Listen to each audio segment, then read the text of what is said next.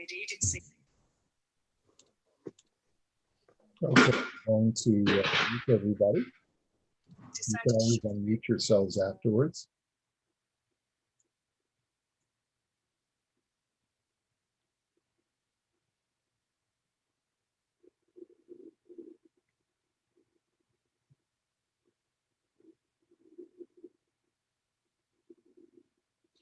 For some reason, I'm not able to stream live on Facebook for some reason, just both last week and this week. Doesn't want me to do that. So we'll have to figure out a workaround. But in the meantime, we're streaming live on YouTube, on the Bayitz channel.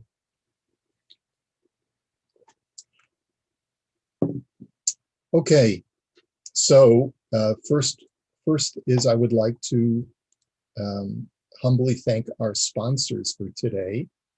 Number one, we want to thank Rabbi Martin and Marilyn Berman for sponsoring today's shir in honor of the birth of their grandson, Yehuda Avraham Berman, Mazel Tov, and also in commemoration of the recent yahrzeits of Florence and Harry Berman of blessed memory. May their neshamas have an aliyah. And we also, our second sponsor for today is we thank Archie and Toby Crandall for sponsoring today's shir in memory of Toby's mother, Rachel Bas Peretz Yehuda of blessed memory, on her yahrzeit on the 10th of Cheshvan. May her neshama have an aliyah. And so thank you to our very generous sponsors. Anyone who would like to sponsor a future shir is always welcome to get in touch with Avital in the office, and we'll be happy to accommodate. We are continuing first in the Kuzari today. Let me just spotlight my video. There we go. We're continuing along in the Kuzari, and we were discussing Rabbi Yehuda Halevi's polemic against the Karaites. And we pointed out, we ended off on page 335. And we were talking about rabbinic enactments that were made in temple times. And essentially, what Rabbi Yehuda Halevi said is that there was the spirit of prophecy that was abounding during the times when these rabbinic enactments were made, and the divine presence was resting within the Jewish people. And this is a sign that God was happy with the behaviors of the Jewish people, even though they were doing things that were enacted by the sages.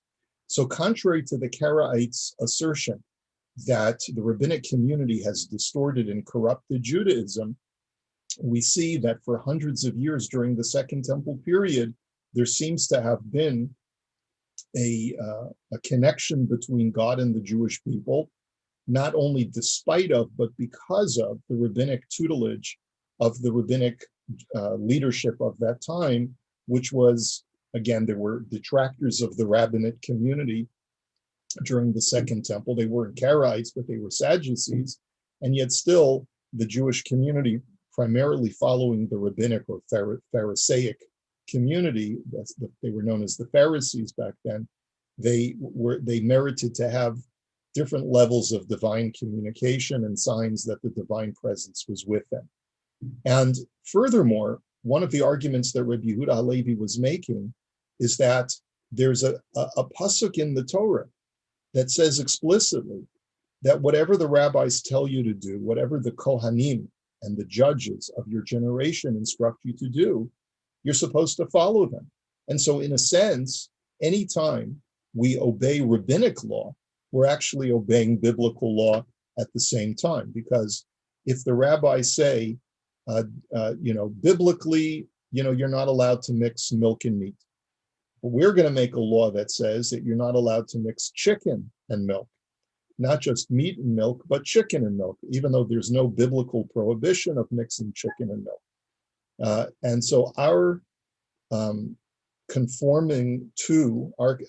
we conform to that law, we are fulfilling a biblical precept of do not deviate from what the sages tell you, right or left. And so it's based on that that he states in this bottom paragraph, subparagraph 3 on page 335. And this is also why, even though these laws were ordained by the sages, we are nevertheless justified when we make a bracha on a rabbinic mitzvah, such as Hanukkah candles, or such as reading the Megillah on Purim. We can say, Asher Kiddushanu b'mitzvotav, that God sanctified us with his commandments, Vitzivanu lahadlik ner shel Chanukah, and commanded us to light the Chanukah lights. Now, God never commanded us to light the Chanukah lights, because the story of Chanukah is long past the time of Moshe Rabbeinu, when the 613 mitzvahs were given. Chanukah is not one of the 613 commandments, okay? But nevertheless, we can say that, God, you sanctified us with your commandments when you told us to listen to what the sages tell us to do. And therefore, that's a legitimate basis for us making that bracha. And therefore, we can say, when it comes to the reading of the Megillah, lighting the Hanukkah candles, to recite the Hallel, Asher Kiddushanu b'mitzvotav etzivanu likro et Hallel, that we said all through Yontif, right? There's no biblical commandment to recite the Hallel, and yet but it's of rabbinic origin. Or Asher Kiddushanu b'mitzvotav etzivanu al netilat yadayim. There's no biblical law to wash your hands. As we know from the Talmud itself, Netilat Yadayim was instituted in the times of Shlomo HaMelech, not instituted as one of the 613 commandments. Or Asher Kiddushanu b'mitzvotav v'tzivanu, and God commanded us to make an Eruv. Al mitzvat Eruv, making an Eruv to allow you to carry from one courtyard to another is only rabbinically prohibited, and the rabbis instituted a law to remind you that you're circumventing a rabbinic law by putting up an Eruv, that you make a bracha on that. And other examples of the Eruv, such as an Eruv Tavshilin. When we make an Eruv Tavshilin on an Erev Yontif that will go immediately into Shabbos, you're probably very familiar with making an Eruv Tavshilin. An Eruv Tavshilin is a rabbinic instrument because biblically, at least according to most opinions, there's nothing wrong with cooking on Yontif, even if you're cooking on Yontif for Shabbos. It's only rabbinically prohibited according to most opinions in the Talmud. And the rabbis instituted a device to allow you to cook on Yontif for Shabbos, which circumvents rabbinic law. In other words, they said, don't cook on Yontif for Shabbos because why? There's two reasons. Number one, you're deprecating Yontif because you're treating it as a day of preparation for a different holy day. And Yontif is meant to engross yourself in that Yontif and not to be thinking about another holy day. And reason number two is we want to make sure that Shabbos will have proper preparation. So we don't want you to leave it for Yontif, a day of where you may be involved in other merrymaking and celebration with your family, and you may neglect proper preparation for Shabbos. So the rabbi said, don't use Yontif as a day of preparation for Shabbos. But if you make an Erev Tavshilin, thereby reminding yourself of this institution and of this caution, then we will allow you to continue on Yontif the preparation of Shabbos that you started before Yontif. That's really what an Erev Tavshilin is. It's sort of basically is stating you start the process of preparing for Shabbos before Yontif by putting aside a loaf of bread or a matzah and a hard-boiled egg or a fish or anything else. And you say, this is my beginning of my preparation for Shabbos.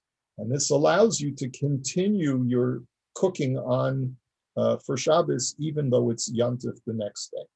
So you make a bracha on that. It's a rabbinic instrument. And yet you say, Asher Kiddushanu b'mitzvos, V'zulazeh, and many other examples of this.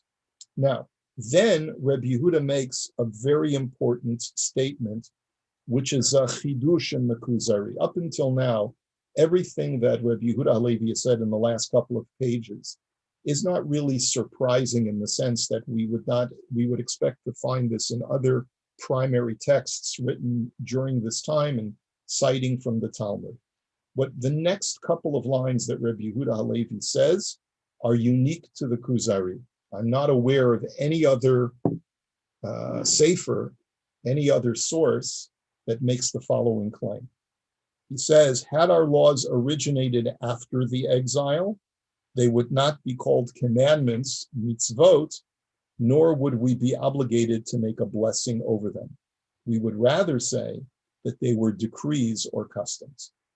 Okay, so what essentially Rabbi Yehuda Halevi is saying is that part of the rationale of saying Asher Kiddushanu b'mitzvotav, that God, you sanctified us with your commandments by authorizing the rabbis to enact law and telling us that we should listen to them, that can only be stated if the law was enacted before we went into exile. But once we went into exile and we no longer had the same kind of rabbinical body that we had back in the day during the Second Temple period, there is no longer the ability for the rabbis to institute a law for which you say a bracha of Asher Kiddushanu b'mitzvotav. This is something that Rabbi Yehuda Halevi is saying that is unique to the Kuzari. I do not know of any other source that makes this claim that you can only make a bracha of Asher Kiddushanu b'mitzvotav if the rabbinic law was enacted during the Second Temple period or before. But once we went into exile, the rabbis no longer give us commandments, but rather they pass down to us customs. Now, the first question that we have to ask ourselves is, why is Rabbi Yehuda Halevi making this claim? Why is he going out on a limb and making this statement that we don't find in any other primary source, other than as far as I know, he's the first person to say this in the 12th century. Okay, that's my first question. So the commentaries actually point out that remember who Rabbi Yehuda Halevi is polemicizing against. He's polemicizing against the Karaites. And when did the Karaites crop up? The Karaites cropped up in the 8th and 9th centuries after the Jewish people had already been exiled from Eretz Yisrael and were living primarily in Bavel, in Babylon. And it was during this period, the Gaonic period, where a group of people, and if you recall several months ago, we learned the history of the Karaites. They decided that the rabbinate community was not authentic, and they were trying to foist laws upon us that were not truly representative of God's will. And the dilemma arose for the Karaite community, well, how do we understand certain mitzvot that are contained in the Torah? So the Karaite community instituted its own Torah Sheba'al Peh. In other words, one of the arguments that Rabbi Yehuda Halevi had made early on is that the biblical text on its own is insufficient to explain to us how we're supposed to live our lives. And as such, you always need some kind of commentary, some kind of explanation to the written text in order to understand, like, for example, what is the mitzvah of tzitzit? What is the mitzvah of tefillin? What is prohibited on Shabbos and what is not prohibited on Shabbos? The terminology that the Torah uses is very vague and ambiguous. And so you need some kind of definitional guidelines to tell you what these things mean. So if you're not going to accept the rabbinic Torah Sheba'al Peh that we claim was passed down to us from generation to generation, you've got to come up with your own explanation. And so the Karaites did just that. And they gave to their sectarian group a set of guidelines of how to understand all of these mitzvahs of Shabbos and tzitzit and tefillin and so forth. Rabbi Yehuda Halevi is polemicizing against them, and he's saying, but you don't have the same credentials, you don't have the same gravitas as the rabbinic community who lived during the times of the Second Temple. Because the rabbis who lived, if you remember, going back to page 335, the rabbis who lived during the Second Temple period saw the divine presence in their midst. They experienced either prophecy or something akin to prophecy, like the Ruach HaKodesh or the Bat Kol or a heavenly voice. There were miracles that occurred. There were manifestations of God's presence.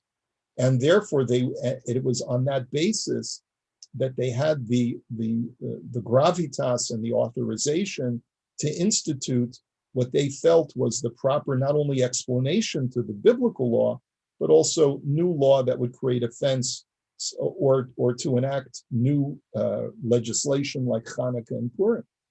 But you Karaite leaders, you have all cropped up in the exile, where the divine presence is nowhere to be found.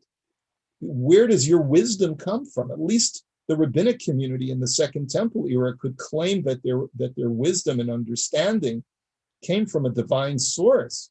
But where does yours come from? The divinity is gone in the galut, in the exile. That's the argument that, at least as the commentaries explain it, what Rabbi Yehuda Halevi is saying over there.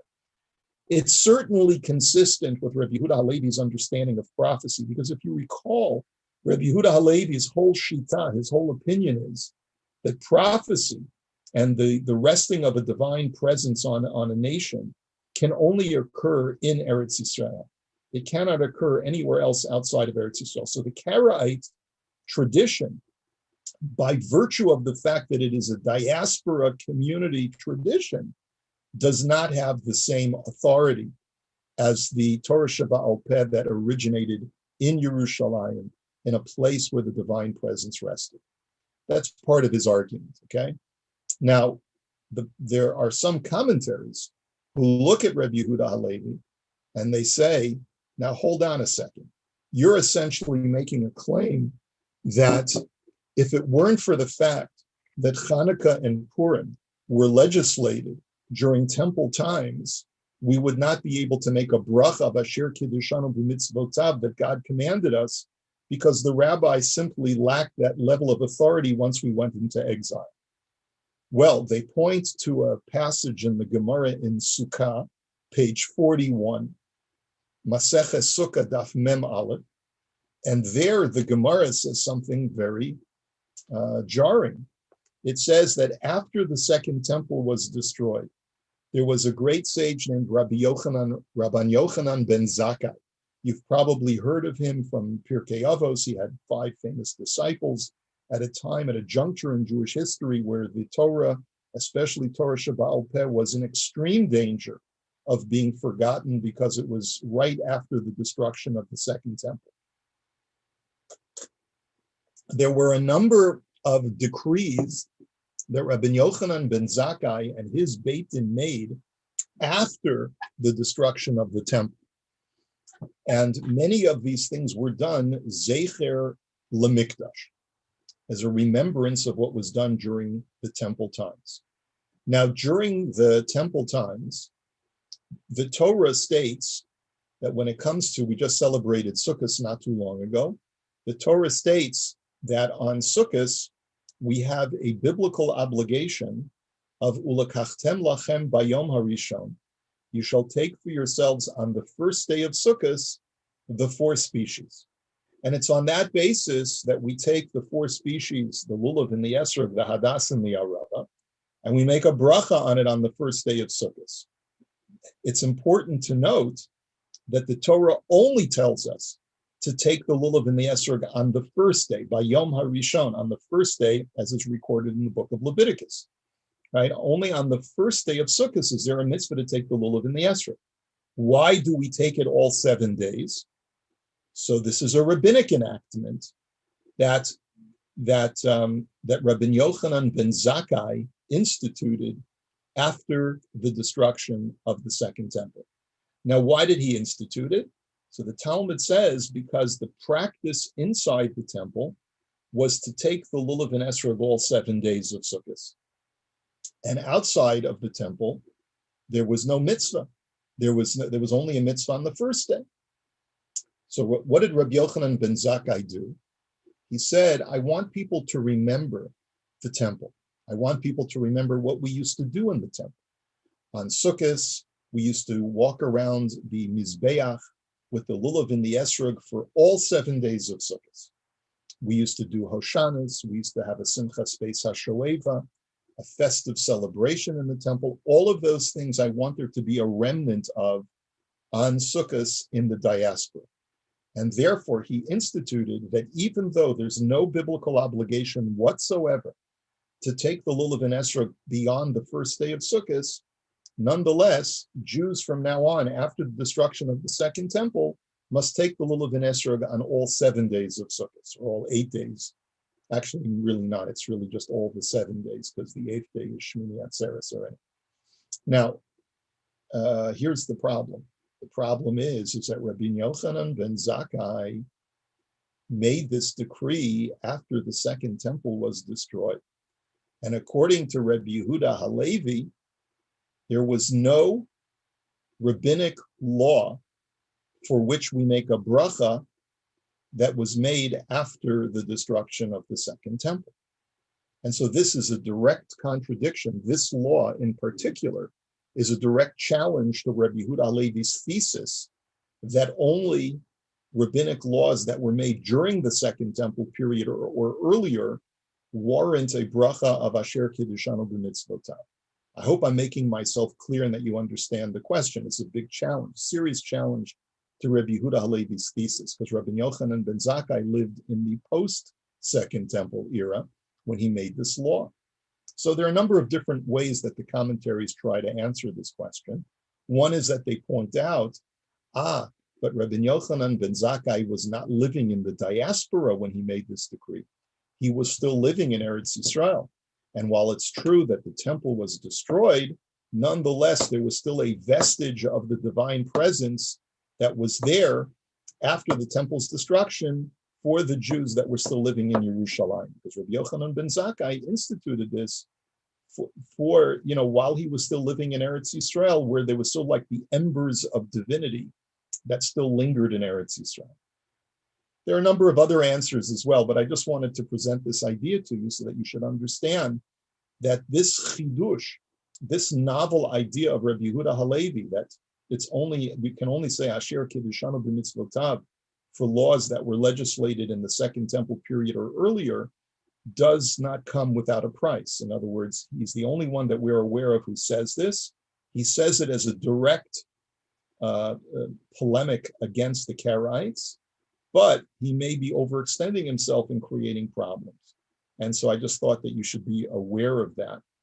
But then he continues and he says, nevertheless, even though I've told you that the rabbis do have this ability to legislate new law, but nevertheless, most of our commandments, most of the practices that we do, for which we consider to be a mitzvah, originate with Moshe, which he received at Mount Sinai. We're continuing now on page 336. This also stands to reason. A nation which for 40 years was not burdened with food, clothing, or shelter, a nation which was very numerous and which had Moshe living with them and the divine presence constantly with them, if they were given the general rules of the commandments by Moshe, wouldn't they inquire about the details and distinctions over the course of this time and duly transcribe them? In other words, here you have hundreds of thousands of people. They're receiving the law of Moshe. Moshe says, do not cook a kid in its mother's milk.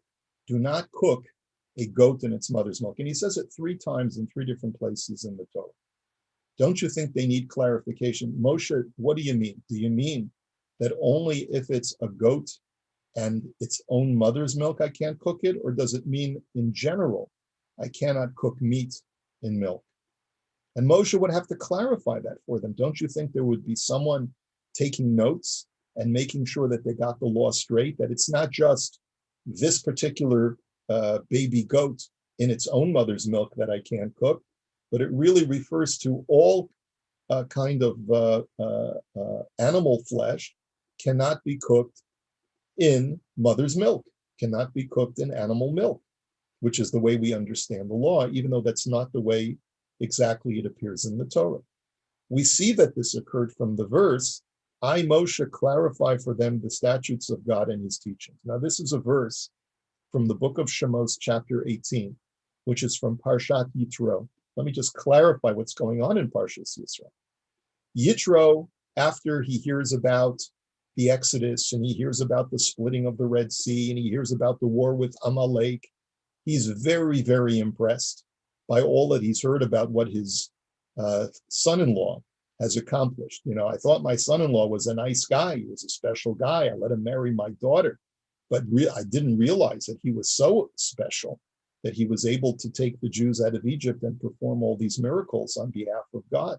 So he was so impressed that he decided to travel from Midjan out into the desert to visit with his son-in-law. And Moshe welcomes him with open arms. This is all recorded in Parshas Yisro.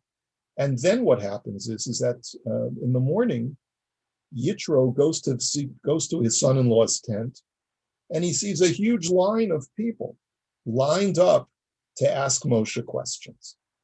And Yitro says, "What's going on here, son-in-law? What are you doing? Sitting here from morning until night?" And Moshe explains. He says, "Listen, I've given them the law. People have questions they need to get clarification on the various details of the law. And I'm here to provide them with instruction."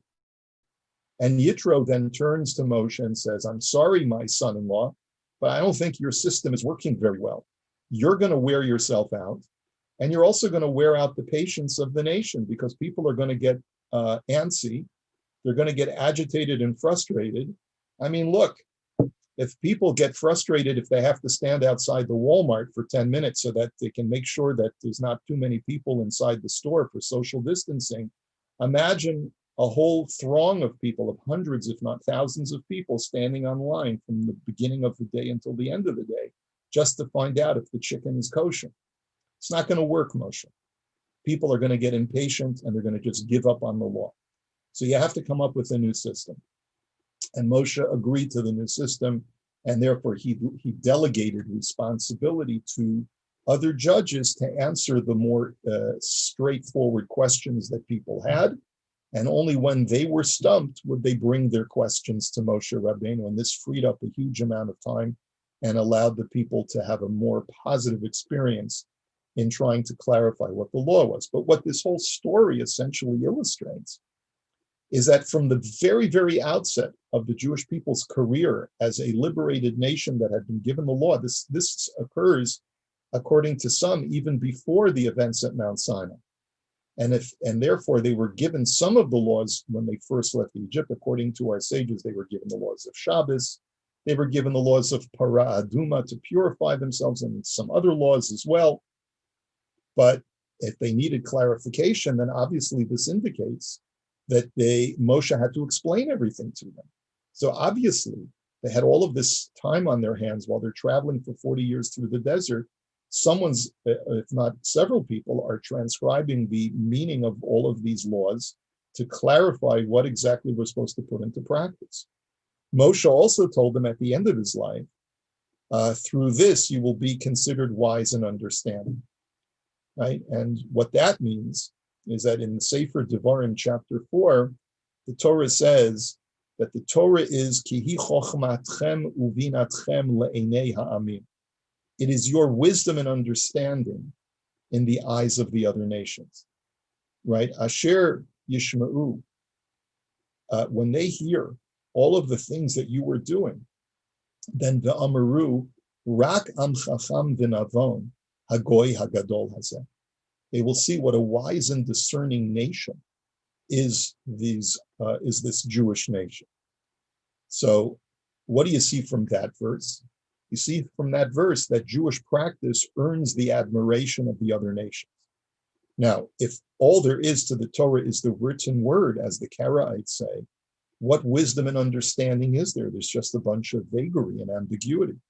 Only someone who would deny this passage can accept the teachings of the Karaites.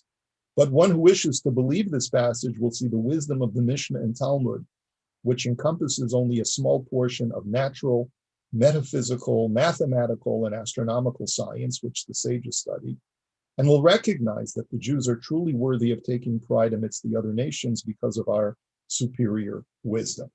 In other words, if you just look at the practices prescribed by the Torah that are not explained in any great detail, and do not take into account the intricacies of the various natural laws, then there's nothing really remarkable about the Jewish people traveling through the desert, and there's no reason for them to earn the admiration of the other nations. But when you take into account all of the botany that the rabbis must have studied to know the laws of tithing properly, and the laws of these agricultural laws of sabbatical year and so forth, when you have to stop harvesting, when you have to stop planting. When you take into account all of the zoological knowledge that the rabbis must have had in order to be able to determine whether an animal is kosher or not kosher based upon their understanding of the internal organs of various animals. When you take into account the astronomical knowledge that the rabbis had, being able to properly calculate the dates of the Jewish calendar based on the motions of both the moon and the sun, and to be able to coordinate and to reconcile the motions of the sun and the moon. When you take all of those things into account, then you appreciate that when Moshe Rabbeinu was saying the nations will look at you and appreciate and admire you, it's because of the Torah Sheba'al Peh that is detailed in the Talmud, which contains a huge amount of knowledge. But if it's just the Torah Shebichtav, if it's just the written word, why would Moshe make such a claim that the nations will admire you? There is no intricacy contained in the biblical text. It's just very straightforward, albeit ambiguous. But once you take into account the Torah Sheba'al Peh, with all of its intricate explanation and detailing of the law based on natural science, that's what Moshe meant when he said that when the nations see you, they will admire you and appreciate your wisdom. This too is a proof against the Karaites, based on the text itself, where Moshe says the nations will admire you. Now, I'll grant you, it's not an ironclad proof, but it's a very plausible proof that the only way that Moshe could make that claim is if the nations see how finely detailed the Jewish people are in their study of religious law. And that actually happens to be true to this day. When you consider that Jews make the best lawyers, 20% of all Nobel Prizes in the sciences have been won by Jews, even though we make only 1% of the population. All of these things indicate that the Jewish mind has been working like that for generations, primarily not because of the written law, but primarily because of what's contained in the Talmud, that's contained in the Torah Sheba'al Peh. Now, I just want to make a social commentary for just a moment, and then we'll go on to the Parsha. Before I do that, let me just ask if there are any questions up to this point, because this is where we're going to hold it in the Kuzari for today. Any questions or comments? Okay, sometimes it's hard for me to even know if anyone's on the line. Let's see. From Karen. Karen asked the question, Lulav on the first day is a mitzvah parallel to the mitzvah to eat matzah only on the first day of Pesach. Is there a meaning in this parallel? Yes, there is a meaning to the parallel. There is a meaning to the parallel, and Chazal find significance in the connection between the 2 days, which are both the 15th of the month, when the moon is full. The commandments was specifically the observances of Pesach and the observances of Sukkot are specifically on the first day, because that represents the climax or the most important part of the celebration of the day. And just like Pesach has a vestige of mitzvah practice for all 7 days, that even though there's not a positive commandment to eat matzah, but there is a negative commandment that thou shalt not eat leaven, so too on Sukkot there is a vestige of observance that even though there's not a biblical commandment to take the 4 species and wave them, there is still a commandment to live in the sukkah for all 7 days. And then Karen makes a joke about, I don't think there was an easily accessible Staples store in the desert to provide them with all the paper that would be needed to write down all of the Torah Sheba'al Peh. There may not have been a Staples, but they probably, from all of the animals that they were regularly slaughtering, they had plenty of parchment, because you get parchment from animal skin. So I see your point. Okay. Anyway, any other questions? Rabbi Kropkin, good morning. It's Rachel Spiro. Hi, Rachel. Hi, nice to hear from you. Where I can't find the chat to comment. And so forgive me if this question is not even worthy of asking, but if Moshe is saying that it's what we take with the Torah and we turn into practice and through writings of the judges. Thanks. But it's not actually, but Moshe can't be saying it's not actually the Torah itself, and you were saying it's ambiguous, but everything comes from the Torah. That's what we keep reverence and shomer and guard over. Everything stems from that. So that is the source. Correct. The Torah, the biblical text of the Torah is the source for all of the Torah practices that we do today. But it's only through the rabbi's clarification of a lot of ambiguous passages in the Torah text that we know what the Torah text actually means. I'm not sure if I'm understanding your question, or maybe I am. I don't know. Well, I see. I understand the Kuzari. I understand the point. I think that of course we need both. We need the oral tradition, and you've explained that beautifully throughout the months of learning with you, and how it all. And then at some point we keep learning and growing and writing commentaries, but we stopped at the 12th century in terms of rabbinical, being able to write new laws. We can bring forth, but the codes. No, it didn't stop at the 12th century. Rabbi Yehuda Halevi lived in the 12th century. Okay. But according to Rabbi Yehuda Halevi, the rabbis could not legislate anything that we call a rabbinic mitzvah per se. Right. And that stopped in the 1st century of the Common Era with the destruction of the Second Temple. Okay, so, thank you for clarifying that. Sure. So, but I think that everything comes from the Torah in terms of decoding and understanding it. Yes, we need our sages and we need our rabbis and we need to understand the wisdom and messages, but it comes from the Torah. So that's just my understanding, and thank you. I'll be quiet now. Not at all. You always ask great questions. Okay, so my social commentary is simply this. There's been a lot of tension, as we all know, in the world. There's been tension around COVID, and there, especially, our neighbors to the south, on the East Coast, especially, have been very vocal about how they've been discriminated against as a religious community, and having their synagogues closed and their schools closed because they're not socially distancing and they're not wearing masks, and where are my constitutional rights, and so forth and so on. There was even a couple of weeks ago a mask burning that was done, and some very coarse language that was used, that was emanating from even a Torah observant community, to talk about how terrible their governmental leaders are, and how they're going to fight, and no one should listen to the government, and they're anti-Semites, and so forth and so on. This is a tremendously embarrassing chapter of our people's history in North America.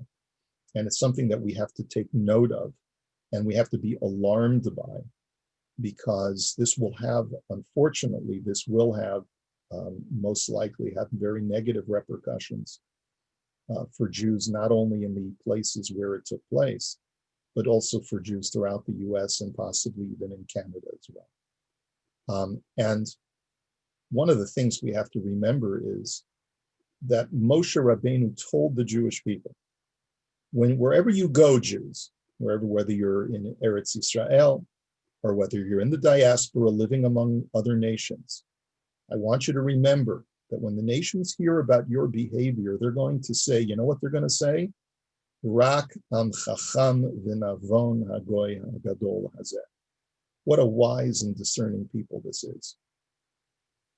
And unfortunately, what's happened over the last few weeks is that the exact opposite has taken place. The world is heeding the cautions of the medical community, who are, by and large, now obviously there's no unanimity within the medical community on COVID because there's still so much that is unknown. But the prevailing message in the medical community is socially distance, wear masks, it's the safe thing to do.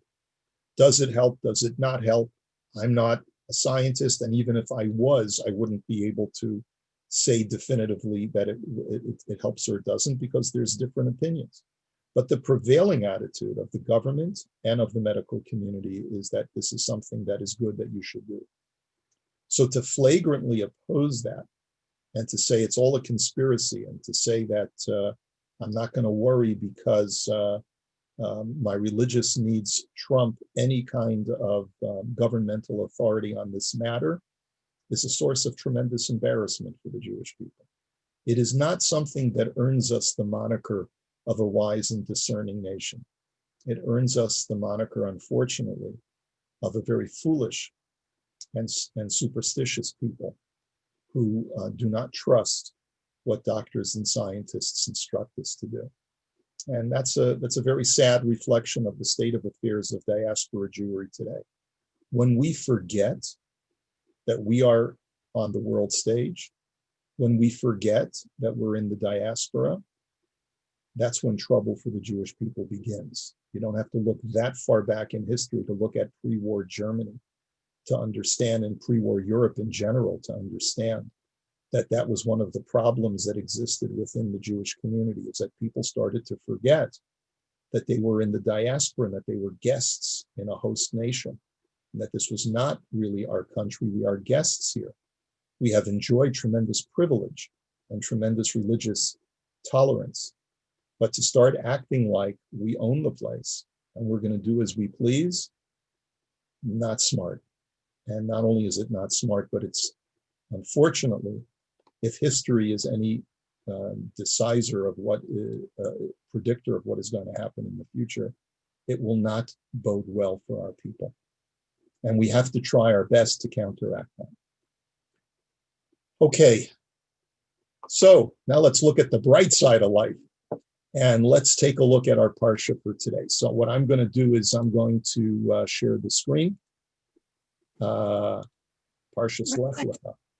Let's take a look. Share screen. Here we go. Parshas Lecha. I hope everyone can see the PDF that we've put up, and I want to thank Elaine for having sent it out in the email for those who are subscribed to our email for this class. If you're not and you would like to get emails about the updates for this class, please just send an email to elainegenisov@gmail.com. I hope, Elaine, did I get that right? I hope. And then she'll add you to the list, or you can email me and we'll add you to the list. I want to point out a couple of interesting things. That the Devar Torah for today is Avraham and cancel culture. And I want us to note something very interesting that, let's see, that Avraham Avinu lived, I don't know, for whatever reason, I'm not seeing the chat. Avraham Avinu lived during the Dor Haflaga, which is during the story of the Tower of Babel. Avraham, according to our tradition, was 48 years old when that event took place. Even though the Torah's recording of that event happens immediately after the flood, and we know that there are 10 generations between Noach and Avraham. People were living for very, very long periods of time, for hundreds of years. And therefore, according to the chronology that is calculated in the Medrash, not only was Avraham alive during the story of the Tower of Babel, where the people of Shinar decided to build themselves a tower that would rise to the heaven. And they did it, as we have in source number 4. They said, Vayomru hava nivna lanu ir umigdal v'rosho v'shamayim. They said, let's build ourselves a city and a tower whose top goes up to heaven. V'nase lanu shem. And let's make a name for ourselves. Pen nafutz al penei kol haaretz. Lest we scatter all across the face of the earth. I mean, so Avraham is alive during this time, as the Medrash and the Psikta Zutrata says, source number 1. Avraham Avinu haya b'flaga ben memchet shana. Not only was he alive, but he was a middle-aged man at the age of 48. And source number 2 says, Rabbi Yochanan v'Rabbi Chanina Toravayu amru ben memchet shana hikir Avraham et bora'o. Another Medrash says, how old was Avraham when he came to a recognition of his creator? So according to this version, he was 48 years old. Now, I know you're going to tell me, but wait a minute, Rabbi, what about the little Midrash says which says that Avraham was 3 years old, and he went out and looked at the sun, and he thought the sun was God, and then at nighttime he looked at the moon, and he thought the moon was God. Yes, there is a competing medrash, a competing narrative that says that Avraham was 3 years old. But I actually prefer the medrash that says that he was 48 years old, because it essentially indicates, and by the way, they don't necessarily disagree with each other, because when you come to the age of 3, you look at the world in a very simplistic way, and you come to certain conclusions. But when you're 48 years old, you've lived a large portion of your life. You've had experiences. You've had a chance to philosophize and contemplate and ruminate about the meaning of life. And so when Avraham was 48, he came to a new understanding of God, and he came to understand truly what monotheism is, and that all of the idolatrous, polytheistic beliefs of his time were really false. And he finally came to a recognition of his creator. Now, if we put these two midrashic traditions together, that he was 48 during the story of the Tower of Babel, and he was also 48 when he came to a recognition of God, it's not a stretch to suggest that the catalyst for Avraham concluding that there is a God was his experience of the Tower of Babel. And many times we go through lifetime experiences which bring us to certain epiphanies and to certain recognitions. And it's not a stretch, therefore, to suggest that when Avraham saw the error of what was going on with the people of Bavel, that they were trying to make themselves a unified community around the tower, he came to a certain recognition about the unitary nature of God. And I want to, before we start to expound on this idea, let's talk a little bit about another medrash which elaborates upon what Avraham actually was witness to. And this is a third medrash in source number 3 from Pirkei de Rebbe Eliezer. And the medrash states as follows: V'im nafal adam v'meit, lo hayu samim et libam alav. There was a certain kind of fervor, an ideological fervor in building this tower, to the point where, they tell stories about, building the Brooklyn Bridge and the Verrazano Bridge many years later, about bridges being built by construction workers, and you see all the old film clips of people in the 30s building the bridges and the Empire State Building. How many people fell off the Empire State Building when it was being built? I don't know the number. But obviously, every life that is lost from trying to build a skyscraper is a tragedy. But the Medrash tells us that when they were trying to build this skyscraper, this tower that went up to heaven, if a person fell off the scaffold and died while they were building, people didn't pay any attention to it. In other words, they were so fixated on the importance of the project that human life really had no significance other than their ideology of, we need to get this job done. However, but let's say they had spent, the tower is now 500 feet in the sky, 1,000 feet in the sky. They spend an entire hour trying to hoist up a pile of bricks. If even one brick fell from that high scaffold and fell to the ground and it would break, they would sit and cry and mourn because of the tremendous loss of productivity that they had incurred as a result of that fallen brick. So the Medrash is characterizing a certain kind of callousness to the value of human life and the emphasis that people had on the ideological project that was their fixation. Okay, so they wouldn't mourn the loss of human life, but they would mourn the loss of a brick because it delayed their project. The Omrin, and they would say, Oy lanu, woe are we, ematai tale acheret tachteha. Imagine how long it's going to take to get another brick up here. It's a whole day of labor that we've lost, and we're going to have to wait to get up another brick. And then the Medrash continues, and it talks about Avraham Avinu's observation of all this. Ve'avar Avram ben Terach, v'ra'a otam bonin et ha'ir.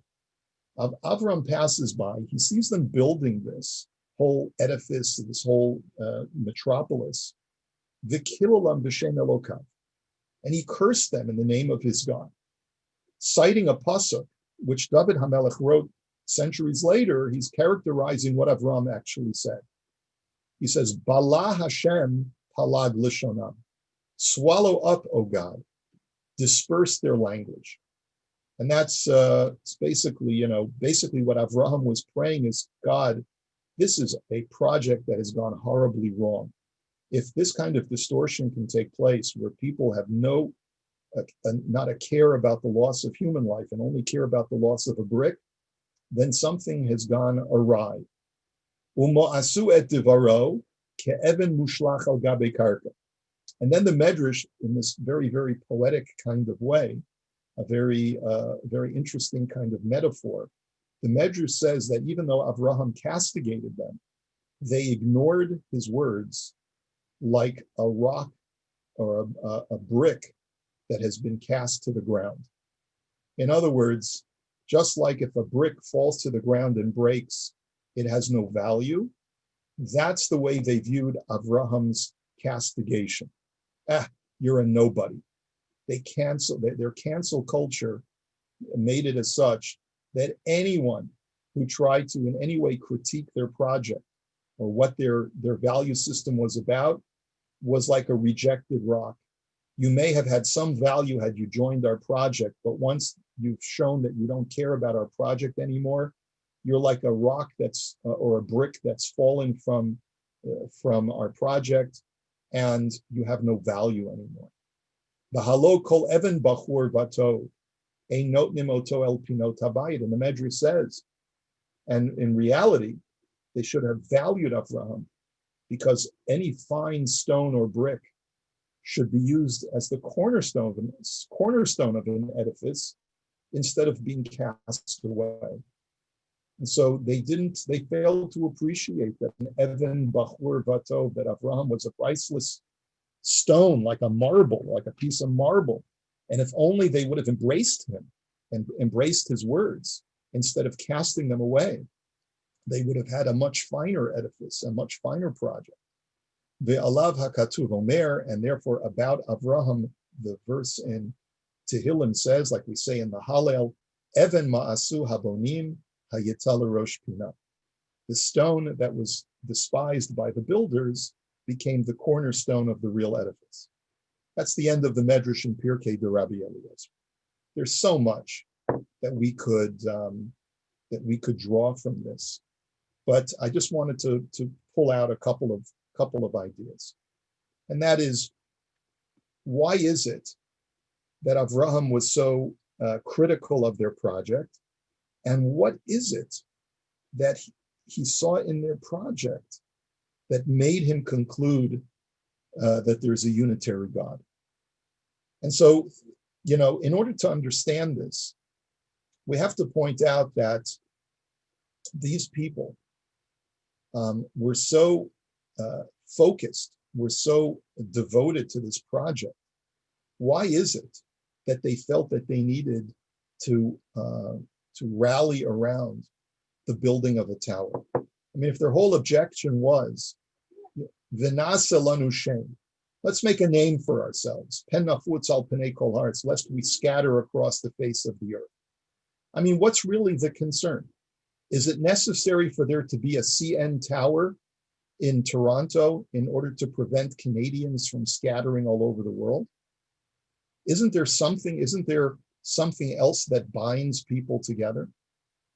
And what Avraham came to the conclusion is that there really is no compelling ideology that can bind people together in a lasting way unless they have a God in their life. So, I'm an American, and there's two banners, two idioms, not idioms, two aphorisms that appear on American currency. The first one is e pluribus unum, that from many you make one. And the second is in God we trust. And the fact of the matter is that you can't have e pluribus unum unless you have in God we trust. Because what is it that makes from the many a unitary group? What is it? What ideology can possibly unify a people? Is it socialism? Is it saving the whales? Is it Black Lives Matter? Is it supporting all different kinds of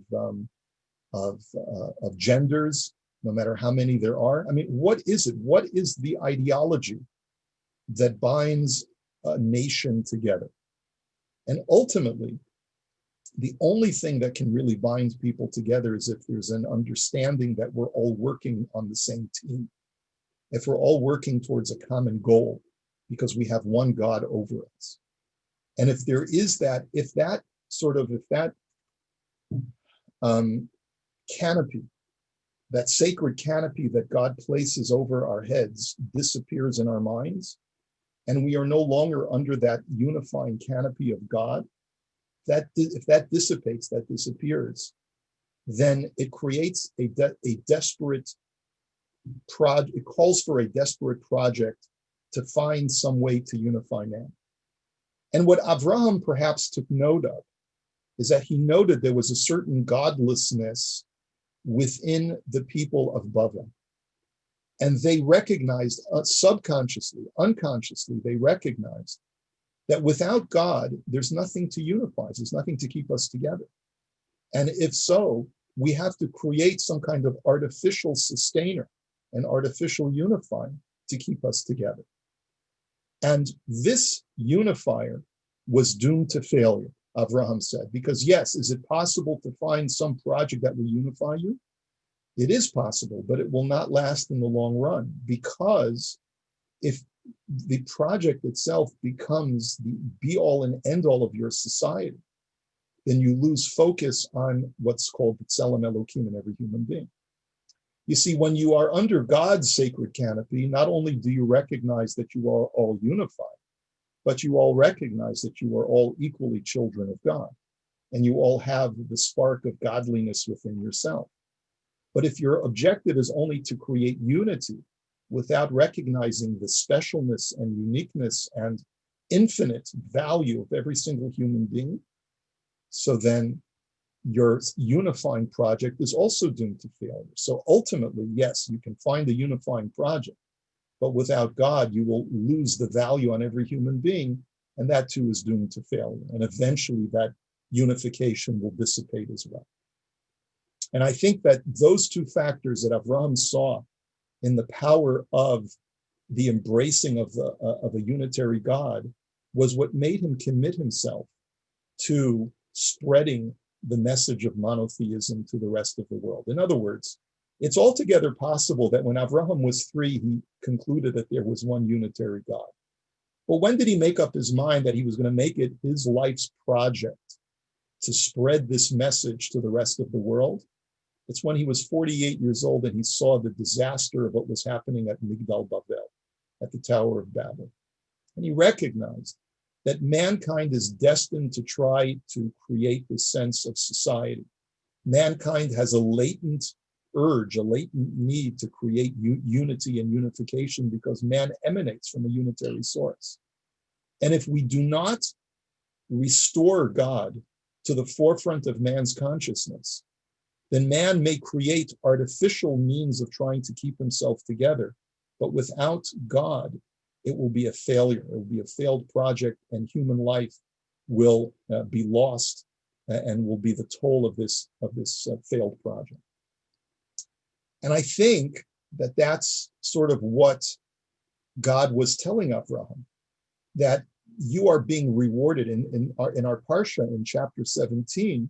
When God changes Avraham's name to Avraham, I think that's part of the message that God was telling Avraham. Avraham, you get it, and you understand, and that's why I'm rewarding you by changing your name from Avram to Avraham. If you take a look carefully at the verse in number 5 on our screen, what does the pasuk say? God says, "V'lo yikarei od et shimcha Avram, v'haya shimcha Avraham." Your name will no longer be Avram. I'm going to add a letter Hey and call you Avraham. Now, what is Ham? What does that come from? Ki av hamon goyim nitaticha. Because I have made you into, or given you over, to be the father of hamon goyim. Now, what does the word hamon mean? It means a multitudinousness, a multitude of nations. Now, if we were just going to explain that Avraham was going to be the father of a huge nation, or the father of many nations in the future, whose name should have been Av Goyim, yeah, or something like that. But what is the word Hamon? What is that word adding? If the word Goyim, it means nations, what is Hamon? Multitudinous nations. What God was actually acknowledging when he changed Avraham's name to Avraham, it's from the word Hamon, not from the word Goyim.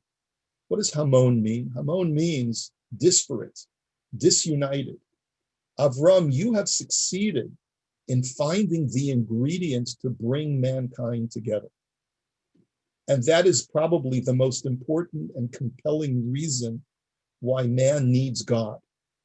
You know, man needs God for many, many reasons. The individual needs God in his life to find fulfillment, to find purpose, to find virtue, to find a moral core. Yes, it's true, the individual may need God, but why does the society need God? A society needs God because without God, there really is no significant glue to hold that society together. And that society is doomed to either disunite or to cancel out the individual components of that society, which is exactly what we're seeing today, where ideology becomes so important that we willy-nilly cancel people out and delegitimate every individual who does not agree with our ideology. And I'll just leave you with this. Actually, we don't have time for it, but this was something that was being written about. I found a journal from 1974 where it's called the Machshevet Journal. It was published in Eretz Israel. And the author is talking about the technological age where technology trumps the value of the individual human being. And already in 1974, before the advent of the PC and of the Apple and of the smartphone and all of these other things and of social media, there was a lamenting of the fact that technology has supplanted the value of the human being, of the individual, and of the recognition of the Tzelem Elokim. I don't have time to go into that now, but you have it there on your screen, and it's part of your PDF if you want to just read that passage. But that's my commentary today, and that's the role that we as the Jewish people in the diaspora have to play. We have to do our best to try and restore God to the public sphere. We have to fight both internally and externally to make sure that the name of God is restored to the public square. And there are very subtle ways to do it, but it's got to be a project. It's got to be part of our objectives in life to restore God to society. I know it's not an easy thing to talk about today, especially today, because everyone's so angry and everyone is so ideologically convicted of knowing that they have the truth and that everyone else is wrong. And God is a dirty word today. But if we don't, then we'll go back to the Tower of Babel, and does not bode well for mankind. All right, so I hope you have a wonderful day. Any questions before we break up? I'm going to stop the share. Let's see. Okay, so everyone have a great day, a great week. Namir Tzashem, we'll see you next time. Take care. Rabbi Kropkin. Yeah. Thank you. I had made a saying a few years ago. See, says life is good. So you can't say good, you can't spell good without God. So I thought I would share that with you.